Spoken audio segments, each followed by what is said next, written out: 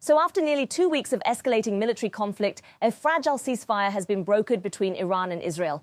The agreement, largely mediated by the United States with support from regional players such as Qatar and Oman, took effect on June 24, 2025. This follows a series of unprecedented airstrikes and retaliatory missile attacks between the two nations, threatening to drag the entire Middle East into a broader war.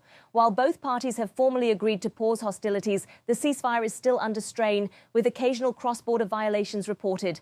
The international community has cautiously welcomed the truce, but skepticism remains regarding its longevity, especially given the deeply entrenched animosity between Tehran and Tel Aviv.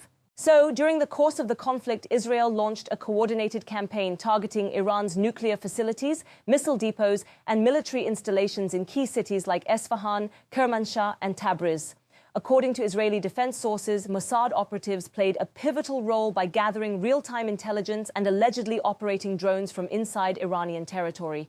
Reports suggest that over 30 missile launchers were destroyed in these attacks, significantly degrading Iran's short-term strike capability. In response, Iran unleashed a barrage of drones and ballistic missiles, some of which penetrated Israeli air defenses, reaching as far as Beersheva and the Negev region. This marked one of the most direct military confrontations between the two rivals in recent history.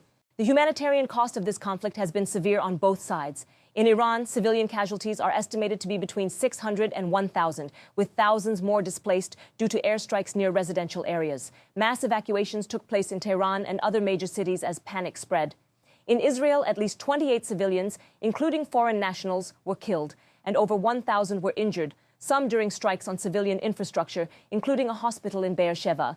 International aid agencies have voiced concern about access to humanitarian relief, particularly in Iran, where government censorship and internet shutdowns have limited external visibility into the scale of the crisis. So Iran's supreme leader has declared that the country will continue its nuclear program unabated and has withdrawn certain cooperation protocols with the International Atomic Energy Agency, IAEA.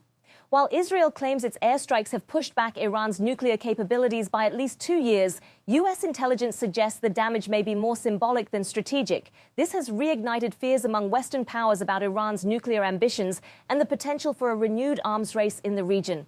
Meanwhile, the Gulf states have tightened their airspace and defense postures, wary of spillover conflict and further destabilization of oil trade routes through the Strait of Hormuz.